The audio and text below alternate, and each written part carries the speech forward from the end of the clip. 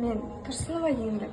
Николай Островский атындағы нөмір 4 Кішім орта мектебінің Мектеп Лайф газетінің тілшісімін.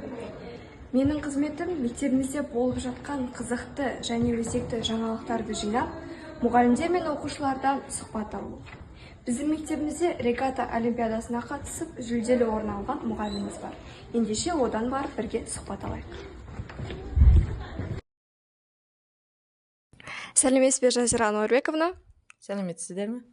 Менің есімім Тұрсынова Еңлік. Біз Мектеп Лайф газеті журналының тілшісіміз.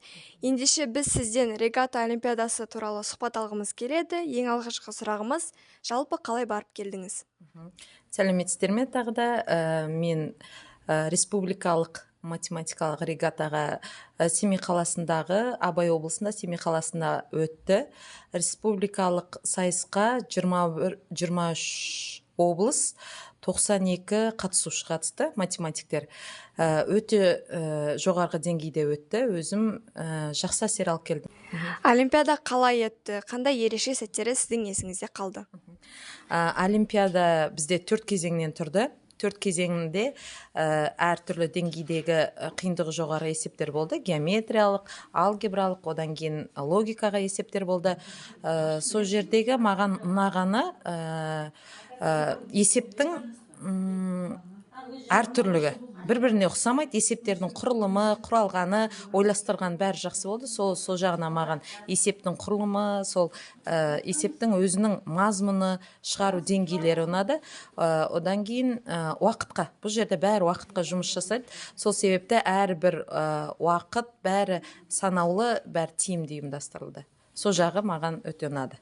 Өте жақсы, рахмет. Келесі сұрағымызға көшетін болсақ, сіздің ойыңызша жеңімпаз болу үшін маңызды нәрсе не?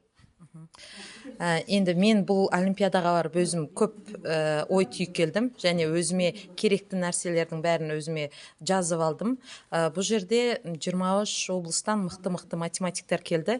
Менған ең ұнағаны сол мықты математиктермен бірге өзім сайысқа түскенім ең бірінші үлкен әсер болды. Одан кейін екінші өзіме қорытындылап келгенім, сол қиындығы жоғары олимпиадалық есептерге көбірек уақыт бөліп, сол есептермен көбірек жұмыс жасау керек. Өйткені біз мектепте үнемі оқушылармен, оқу программаларымен жүремізде, оған қолымыз тие бермейді.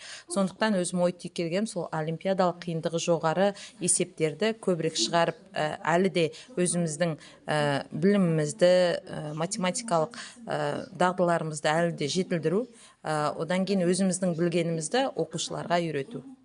Сондай өзім ой қорытып келдім. Өте жақсы. Олимпиада сіздің кәсіби дамуыңызға қалай әсер етті? Сол жаңағы айтып отырғандай кәсіби дамуым болғанда, сол өзіме ой туында келген олимпиадалық қиындығы жоғары есептермен көп көңіл бөліп, сонымен көбірек жұмыс жасау. Өзіме сондай ой туында келді.